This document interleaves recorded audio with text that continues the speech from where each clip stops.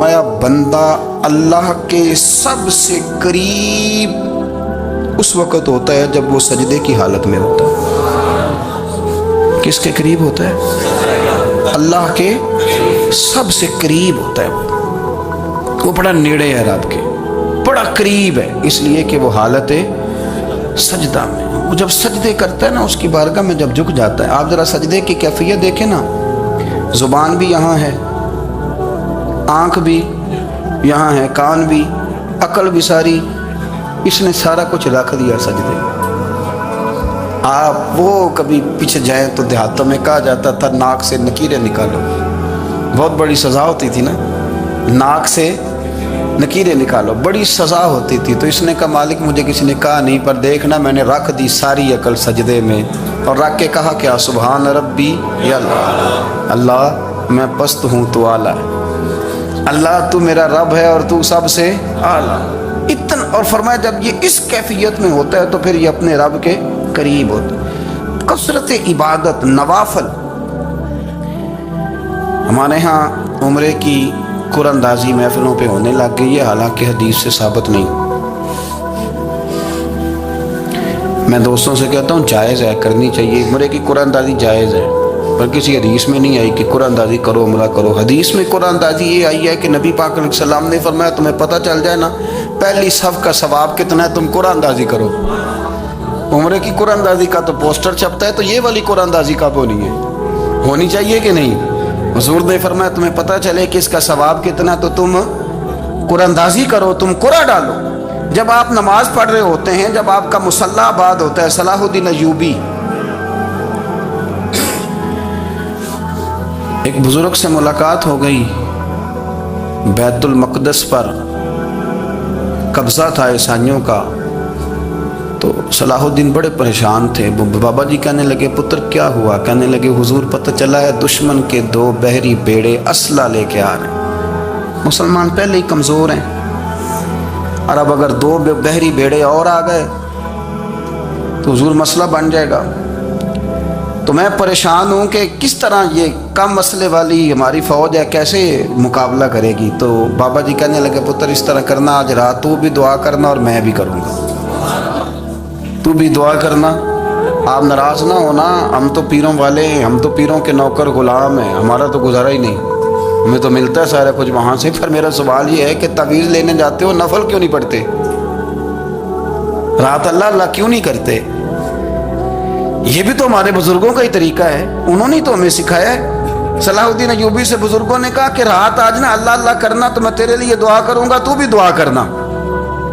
तो बंदा जब दुखी होता है तो सजदा करता है, तो फिर ही तो मुसल्ला भीग जाता है, फिर ही तो मज़ा आता है। सुखी बंदा तो काबे जाके नहीं रोता। दुखी थे, तकलीफ़ थी, तो सर रखा सजदे में तो तड़प गए। और वो बाबा जी कहते हैं मैं मस्जिद आया तो सलाहुद्दीन चीखे मार के रो रहा था और कह रहा था मालिक मैं कोई अपनी शान के लिए तो नहीं ना लड़ रहा, अल्लाह को मैं कोई कब्ज़ों के लिए तो नहीं लड़ रहा, मालिक तेरे लिए लड़ रहा हूँ, मुझे बेआबरू ना करना, मेरी मदद फरमाना। कहते हैं मैं आया था कि मस्जिद में दुआ करूँगा, पर सलाहुद्दीन अय्यूबी को रोते देखा तो मैं लौट गया। तो सवेरे सलाहुद्दीन मिले तो बड़े खुश थे। मैंने कहा पुत्र क्या हुआ? कहने लगे हुजूर वो बहरी बेड़े 2 आ रहे थे ना असला लेके, दोनों डूब गए पानी में, पानी में डूब गए। तो बाबा जी कहने लगे सलाहुद्दीन वो पानी में नहीं डूबे, वो तेरे आंसुओं में डूब गए, वो गर्क हो गए। वो जो तूने मुसल्ला आबाद किया तो वो तेरे आंसुओं में डूब गए, वो गर्क हो गए, वो तबाह, इतने कीमती थे, तेरे आंसू के बहा ले गए दुश्मन के बहरी बेड़ों को। मेरे भाई ठीक हो गया जी, मेरे अजीज समझ लें इस बात को हमेशा के लिए, और इस पर गौर कर लें अच्छे तरीके से कि मेरे रसूल करीम सैयद आलम सल्लल्लाहु अलैहि वसल्लम ने ना हमारी तवज्जो दिलाई, हुजूर ने हमें बतलाया, हमारा ज़ौक़ बढ़ाया इबादत की तरफ। एक सहाबी थे हज़रत अबू फातिमा रदी अल्लाह ताला अन्हु, ये तिरमिज़ी शरीफ की हदीस है। नबी पाक अलैहि सलाम ने फरमाया अबू फातिमा क़यामत के दिन मुझसे जल्दी मिलना चाहते हो कि देर के साथ? तो कहने लगे हुजूर कौन होगा जो देर से मिलना चाहे, हमने तो जान दे दी वादा-ए दीदार पर। आला हज़रत फरमाते हैं जान दे दी वादा-ए और नगद अपना दाम हो ही जाएगा। मुझे लगता है कि ये सौदा नगदो नगद हो जाना है, क्योंकि हमने जान दे दी वादा-ए دیدار پر آپ نے وعدہ کیا تھا کہ مریں گے تو پھر زیارت ہوگی، تو مر گئے ہم زیارت کی خاطر، جان دے دی وعدہ ہے دیدار پر، تو نقد اپنا دام ہو ہی جائے گا۔ اے رضا ہر کام کا ایک وقت ہے، دل کو بھی آرام ہو ہی جائے گا۔ تو حضرت ابو فاطمہ رضی اللہ تعالیٰ عنہ سے نبی پاک صلی اللہ علیہ وسلم نے فرمایا جلدی ملنا چاہتے ہو کہ دیر سے؟ عرض کی حضور فٹافٹ ملنا ہے، میں نے قیامت کے دن آپ سے جلدی ملنا ہے۔ تو نبی پاک علیہ السلام نے فرمایا پھر اس طرح کرنا، دنیا میں رہ کے سجدے زیادہ کرنا، پھر سجدے زیادہ کرنا، قیامت میں ملاقات جلدی ہو جائے، قرب ملے گا تمہیں۔ اپنے بچوں کے اندر دیکھیں نا، ہم شوق پیدا کرتے ہیں، ہمیں صحیح لفظ نہیں بولنے آتے پر ہم بچوں میں شوق پیدا کرتے ہیں کہ پتر ڈاکٹر بن جائے گا تو بڑا نفع کرے گا، تو لوگوں کی خدمت کرے گا، ملک و ملت کی خدمت کرے گا، تیرے ابا کا نام روشن ہوگا، تیرے دادا کی تعریفیں ہوں گی۔ ہم یہ ذوق پیدا کرتے ہیں، ہم اپنے نوجوانوں کے اندر یہ فکر پیدا کرتے ہیں، انہیں ہم سمجھاتے ہیں کہ میاں جب تم پڑھو گے، محنت کرو گے تو فلاں آدمی کی طرح تمہارا نام ہوگا۔ یہ جتنا ذوق ہم بچوں کے اندر ان چیزوں کا پیدا کرتے، ہمیں حکم ہے کسی طرح ہم ذوق پیدا کریں کہ پتر نماز پڑھے گا تو اللہ راضی ہو جائے گا، تو سجدہ کرے گا۔ دیکھیں نا میرے رسول کریم علیہ السلام نے فرمایا 7 سال کے بچے کو مسجد لے کے جاؤ، یعنی اسے شوق دلاؤ، اس کے اندر یہ خاصیت پیدا کرو کہ اس کا دل کرے مسجد میں جانے کو، اس کے اندر یہ خصوصیات لاؤ کہ وہ ہمارے ہاں نا ہر چیز کو پرموٹ کیا جا رہا ہے، ہر چیز کو، یعنی سر سنگیت سکھانے کے لیے اکیڈمیاں بن گئی ہیں، ہر شے پرموٹ ہو رہی ہے، عبادت کا جذبہ کم ہوتا جا رہا ہے، اللہ کا ذوق ہمارے اندر نہیں رہا۔ اور اتنا مشکل ہم نے اپنے لیے بنا لیا ہے کہ وہ بندہ جو بڑی زبردست مذہبی گفتگو کر رہا تھا اور تگڑی بات کر رہا تھا، کیا بات ہے، لیکن نماز کے بارے میں کمزوری دکھا جاتا ہے، نوافل کے بارے میں وہ چپکے سے نکل جاتا ہے۔ امام احمد بن حنبل رحمۃ اللہ تعالی علیہ، مسند امام احمد بن حنبل 14 جلدوں میں ہے مارکیٹ میں، اور مجھے تو خیر پسند ہی بڑی ہے، میں نے کئی دفعہ پڑھی ہے، اور کیا بات ہے امام احمد بن حنبل کی، کیسے تگڑے قسم کے محدث تھے اور اللہ نے کتنا انہیں اعزاز عطا فرمایا ہوا تھا۔ یہ کوڑے بھی کھاتے تھے دین کی خاطر، سارا کرتا لہو سے بھر بھی جایا کرتا تھا، بڑا اعزاز والا شخص تھے، بڑے اعزاز والے، حدیثیں جمع کرنا، حدیثیں لکھنا، حدیث پڑھانا، سارا دن رہتے تھے۔ کہہ سکتے تھے کہ میں کر تو رہا ہوں کام، اور حدیث بھی موجود ہے کہ عالم عابد سے افضل ہوتا ہے، پر اس کے باوجود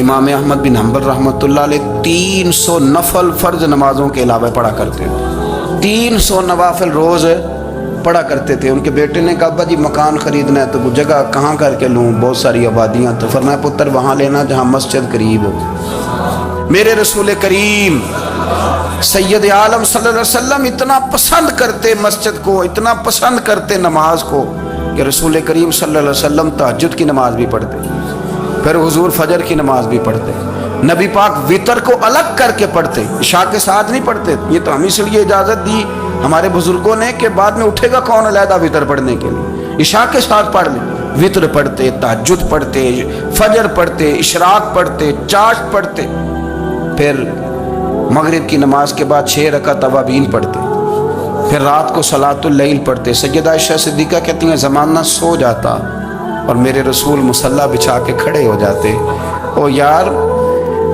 کھیتی باڑی کر کے نہیں، محنت مزدوری کر کے نہیں۔ جناب عائشہ کہتی ہیں میں یہ بھی دیکھتی کہ حضور ایک آیت شروع کرتے تو ساری رات اسی کو پڑھتے، اور میری نظر جاتی تو قدم مبارک پہ ورم آ جاتا۔ یار نماز پڑھ کے اتنی مشقت کر کے، اتنی جد و جہد کر کے ورم آ گیا، یا رسول اللہ اتنی محنت کیوں کرتے ہو؟ فرمایا افلا اکون عبدا شکورا، کیا میں اپنے رب کا شکر گزار بندہ نہ بنوں؟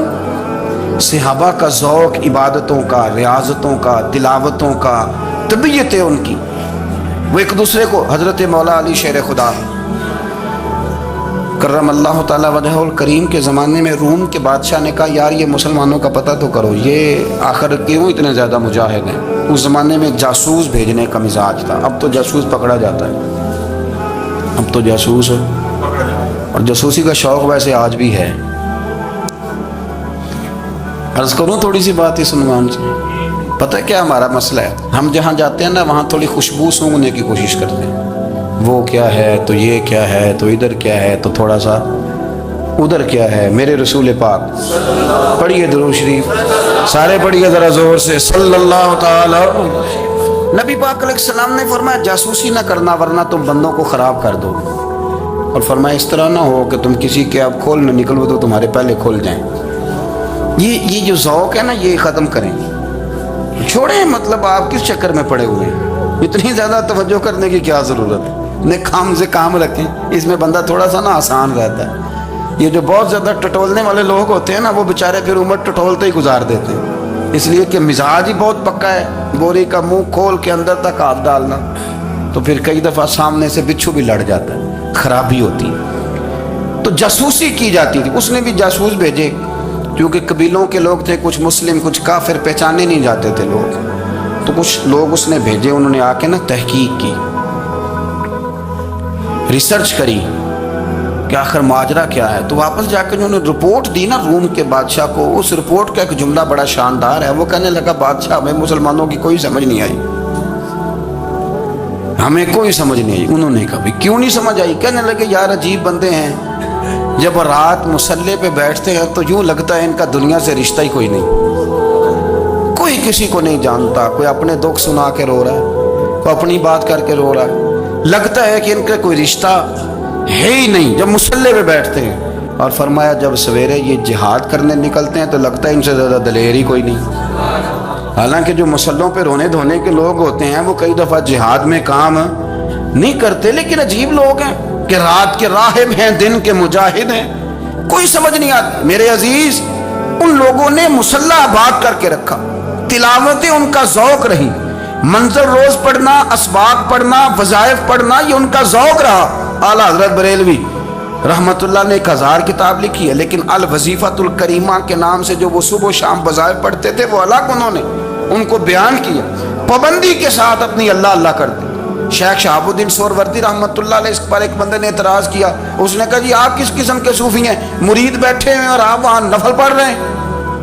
یہ بھی بڑا مسئلہ ہوتا ہے نا، جو بندہ ملنے آتا ہے وہ اپنے ٹائم کے حساب سے آتا ہے، اور پھر اس کا یہ بھی خیال ہوتا ہے کہ پیر صاحب جو ہیں وہ چونکہ درویش ہیں تو نہ انہیں روٹی کھانی چاہیے نہ سونا چاہیے، چونکہ وہ درویش ہیں، اور ہم چونکہ درویشوں کے ماننے والے ہیں لہذا ہمارا یہ طریقہ ہونا چاہیے کہ جیسے ہم کہیں درویش ویسے ہی کر جائے، حالانکہ جس کو آپ درویش کہیں گے آپ اس کی مانیں گے، آپ منوائیں گے نہیں، ہمارا مزاج ہوتا ہے۔ شیخ شہاب الدین پر لوگوں نے اعتراض کی، حضور لوگ ملنے آئے ہیں، زیارت کرنے آئے ہیں، یہ بندے دعا کرانے آئے ہیں، اللہ اللہ کرانے آئے اور آپ نفل پڑھ رہے ہیں، کیا جملہ ہے، کیا حسن ہے، کیا خوبصورتی ہے۔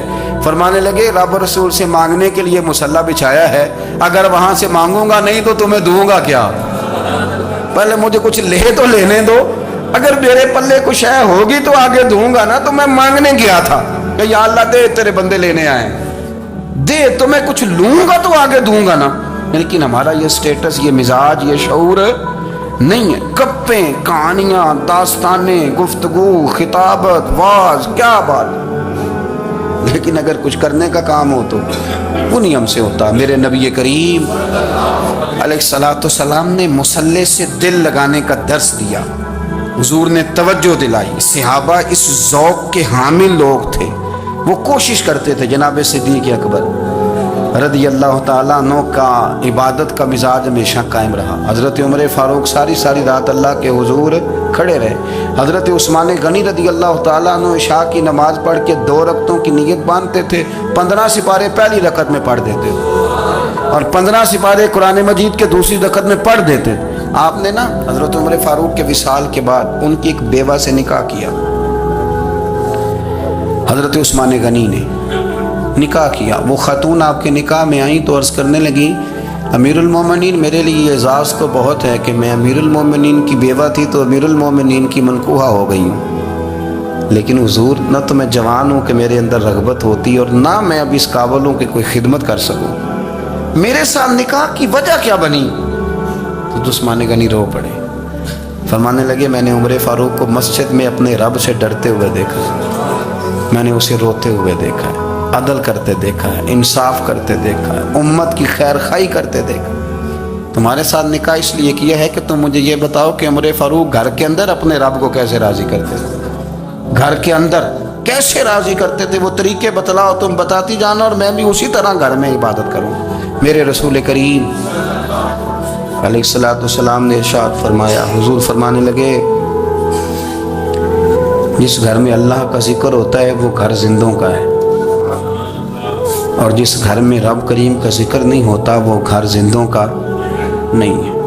گھر نا ہم نا کتابوں میں پڑھتے ہیں کہ ایک بزرگ کہتے ہیں، حضرت فضیل بن عیاض کہتے ہیں کہ میں ایک گلی سے گزر رہا تھا تو گھر کے اندر کسی قاری صاحب نے قرآن کی آیت پڑھ دی، ولی من خاف مقام ربہ جنتان، میں تے میرے کانوں سے ٹکرائی تو اللہ نے میری کایا ہی پلٹ دی، میں توبہ کر گیا۔ اب گھر کے اندر سے آواز آئے تو صحیح نہ تلاوت کی، پر اندر سے آواز آتی نہیں ہے، ڈیک بجنے کی آواز آتی ہے، یا ٹی وی چلنے کی آواز آتی ہے، یا دھوم مچانے کی آواز آتی ہے۔ عبادت کا وہ جو خاص شوق تھا، وہ جو حسن تھا، وہ جو توانائی تھی، وہ جو بات تھی۔ ایک جگہ پہ ہم بیٹھے تھے تو وہاں ایک صاحب آئے اور انہوں نے آتے ہی کہا کہ مہربانی کریں ذرا مجھے مصلی دے دیں، میرے نہ کچھ نفل رہ گئے۔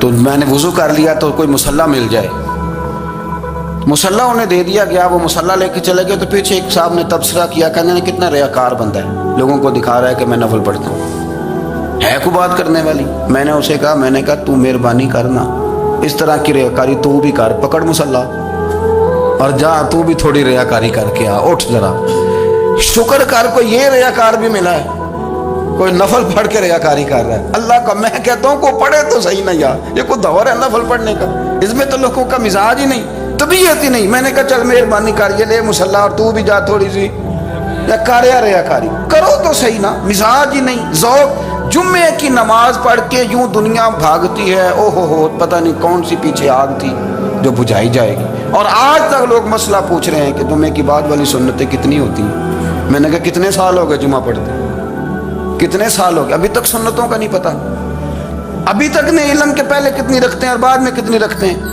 فجر کی سنتیں کب پڑھنی چاہیے، سنو فجر کی سنتوں کے بارے میں۔ میرے رسول کریم سید عالم صلی اللہ تعالیٰ علیہ وسلم سے ایک صحابی نے پوچھا تھا، حضور میری فجر کی سنتیں رہ گئیں یا رہ جاتی ہیں تو حکم کیا ہے، کیا انداز ہے حضور کا۔ بخاری مسلم کے لفظ سنو، حضور سید عالم صلی اللہ علیہ وسلم فرمانے لگے، اس نے کیا پوچھا تھا، حضور جواب کیا دیتے، فرمایا فجر کی سنتیں کبھی نہ چھوڑنا، فجر کی پہلی 2 سنتیں کبھی نہ چھوڑنا۔ یا رسول اللہ صلی اللہ تعالیٰ علیہ وسلم میری رہ گئی ہیں، رہ جاتی ہیں، فرمایا فجر کی 2 سنتیں نہ چھوڑنا، فرمایا فجر کی پہلی 2 سنتیں مجھے دنیا اور دنیا کے اندر جو کچھ ہے وہ سب سے زیادہ پیاری ہے۔ فجر کی 2 سنتیں دنیا اور دنیا میں جو کچھ ہے مجھے وہ سب سے زیادہ پیاری ہیں، اس لیے فجر کی سنتیں نہ چھوڑنا۔ اپنا ذوق، اپنی طبیعت، ہم نے نا ذوق غلط بنا لیا ہے۔ اگر 20 بندے کہہ بھی دیں گے تو نے بڑی شاندار تلاوت کیا تو کیا اس سے بنے گا، 100 بندہ کہہ بھی دے تیری کیا بات ہے، کیا بات ہے نعت خاں کی، کیا بات ہے علامہ صاحب کی، پیر صاحب کی، پیر مہر علی شاہ صاحب رحمۃ اللہ علیہ۔ آپ تشریف فرما تھے تو آپ کے ایک ہی بیٹے بابو جی جن کو کہا جاتا ہے،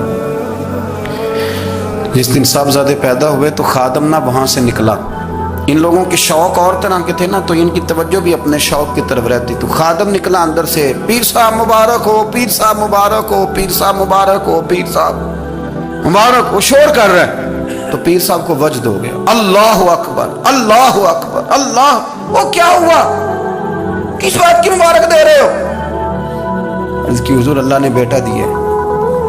تو آپ فرمانے لگے اچھا حضور آپ کیا ہوا، آپ تو پریشان ہو گئے۔ فرمانے لگے جب تو نے 3 دفعہ کہا نا مہر علی کو مبارک ہو تو میں سمجھا تھا شاید تجھے کسی نے بتا دیا ہے کہ مہر علی سے اللہ راضی ہو گیا، میں سمجھا تھا کہ شاید تو یہ خبر لے کے آیا ہے کہ کسی نے بتایا ہے کہ مجھے آج خبر ملی ہے کہ مہر علی سے رب اچھا پتر ہوا ہے، الحمدللہ اللہ کا شکر ہے، پر میرے لیے مبارک کا دن وہ ہوگا جب میرا رب کہے گا کہ میں مہر علی سے راضی ہوں، میرے محبوب کہیں گے کہ میں مہر علی سے، آپ بات کو سمجھیں۔ شوق ہی کسی اور طرف تھا، دل ہی کہیں اور لگا ہوا تھا، طبیعت ہی کہیں اور مائل تھی۔ کوئی وظیفہ پوچھتے تھے تو پڑھتے تھے وہ لوگ، کچھ اللہ اللہ انہیں بتائی جاتی تھی تو کرنے کا ذوق رکھتے تھے، طبیعت تھی، قائل تھے۔ حضرت ربیع کہتے ہیں میں بڑی دور سے سفر کر کے گیا حضرت اویس کرنی سے ملنے، बड़ी दूर से। और जब मैं पहुंचा तो फजर का वक़्त था, तो हज़रत वैसे करनी को मैंने पा लिया, तो वो नमाज़ पढ़ के ना कुरान शरीफ लेके बैठ गए। फरमाते हैं इशराक चाश्त का वक़्त हुआ तो नफलों की नीयत बांध ली। मुहद्दिस इब्नुल जौज़ी ने लिखा है, फरमाते हैं फिर जब ज़वाल का वक़्त हुआ तो मस्जिद में झाड़ू देने लग गए। ज़ोहर की नमाज़ पढ़ के तो असर की तैयारी तक वो मस्जिद में बैठे रहे। और मेरे नबी पाक अलैहिस्सलाम ने फरमाया जो नमाज के इंतज़ार में बैठा हो वो नमाज ही में है, वो नमाज ही में है। फरमाया मेरी दुनिया, मेरी उम्मत की जो रहबानियत है ना वो इतनी है कि नमाज का इंतज़ार करे। आज़ान के बाद नमाज का ये राहब है, ये इस वक्त छोड़ के बैठे हैं सारा कुछ। फरमाते हैं असर तक उन्होंने अल्लाह अल्लाह की, फिर मगरिब तक की, इशा की नमाज हुई तो नमाज पढ़ी तो वो थक गए। अब मुझे वो फारिग हो, मुसल्ला छोड़े तो मैं मुलाकात करूँ ना। ये आप हैरान ना हो कि इतनी देर बंदा कैसे अल्लाह अल्लाह कर, हमने की नहीं ना इसलिए हम परेशान हैं। जो आदी होते हैं वो कर भी लेते हैं, वो ये काम। मेरी बात की समझ आ रही है? जब जाते हो किसी दफ्तर में तो 8 घंटे खड़े रह लेते हो ना, मजबूरी होती है तो खड़े रहा जा सकता है। पासपोर्ट के दफ्तर, बोलिए इमिग्रेशन की लाइनों में, और मैंने तो एम्बेसियों में बंदे 12-12 घंटे पहले जाके खड़े देखे, रह लेते हैं खड़े। तो अगर इन कामों के लिए रहा जाता है तो अल्लाह रसूल के लिए भी खड़े रहा जा सकता है। तो फरमाने लगे कि जब इशा की नमाज के बाद आखिर इंसान थे, थक गए, नींद का गलबा हुआ तो थोड़ी ऐसे आंख बंद हुई तो खुली तो रोने लगे। हज़रत वैसे कर दिया, रो के कहने लगे मालिक मुझे गाफिल तो ना कर, अभी मैंने किया भी कुछ नहीं, दिन ख़त्म हो गया, कोई नफल नहीं, कोई अल्लाह अल्लाह नहीं, अल्लाह मुझे गाफिल ना कर, मेरी मदद फरमा। फरमाते हैं जब वो रोए तो मेरे साथ जो शख्स था, मैंने कहा उठो चले। कहने लगे हुजूर मिलना नहीं। फरमाया जो मैं लेने आया था वो मुझे मिल गया, जो मैं इनसे सीखने आया था वो मुझे नसीब हो गया, अब और मैंने क्या लेना, ख़त्म हो गई बात, उठो चले। अल्लाह के बंदों ने हज़रत रबिया बिन काब असलमी रदी अल्लाह ताला अन्हु फरमाते हैं, कहते हैं जब बनु कुरैज़ा और बनु नुज़ैर यहूदियों के साथ हुजूर अलैहिस्सलाम ने जंग का ऐलान फरमाया तो वो दुश्मन हो गए। हमें ख़तरा था कि वो रात को कहीं महबूब को तकलीफ़ ना दें, तो कुछ लोग ना तलवारें लेके नबी पाक के दरवाजे पे पहरेदारी करते थे। गन मैन रखना हराम नहीं, अगर किसी को वाकई ख़तरा हो तो उसके लिए सुन्नत भी है। हज़रत अलीउल मुर्तज़ा तलवार लेके हुजूर के घर का पहरा देते थे। हज़रत रबिया बिन काब असलमी रदी अल्लाह ताला अन्हु फरमाते हैं कि रात मेरी ड्यूटी थी कि मैं हुजूर के घर का पहरा दूंगा, तो फरमाते हैं मैं बाहर सुन रहा था, सारी रात ही मेरे नबी पाक ने अल्लाह की तस्बीह पढ़ी, सारी रात, कभी तस्बीह, कभी तहलील, कभी तहमीद, कभी तकबीर, सारी रात। फरमाते हैं सारी रात हुजूर पढ़ते रहे और सारी रात ही मैं सुनता रहा। मुझे ऊँघ आ गई, मेरी आंख लग गई, हुजूर अभी पढ़ रहे, मैं थक के सो गया। और फरमाते हैं जब मेरी आंख दोबारा से खुली तो मेरे कानों में फिर कोई चीज़ गूंजी, तो मैंने कान लगाया तो मेरे हबीब अभी भी अल्लाह को याद कर रहे। सारी सारी रात हुजूर रब की इबादत करते। इसीलिए तो कहा या अय्युहल मुज़म्मिल कुमिल लैला इल्ला कलीला, हबीब सारी रात तो ना जागा कर, थोड़ा आराम भी कर लीजिएगा। मेरे भाई अपना मुसल्ला, अपनी इबादत, अपने वज़ाइफ, अल्लाह अल्लाह जो आपने किसी से सीखी है उसको कभी कमज़ोर ना होने दें। शजरा शरीफ जो किसी बुज़ुर्ग से आप ले लेते हैं तो क्या रस्म है कोई, उस पर कुछ लिखा होता है, वो पढ़ने के लिए दिया जाता है, उस पर लिखा होता है कि ये अल्लाह अल्लाह आपने करनी है। सारी ज़िंदगी किसी स्कूल में दाखिल हो गए और वहाँ जाके आप निसाब ही ना पढ़ें, किताब ही ना खोलें तो पास हो जाएंगे। तो कहते हैं मैं 20 साल जाता रहा मिला कुछ नहीं, तो आपने लिया क्या है?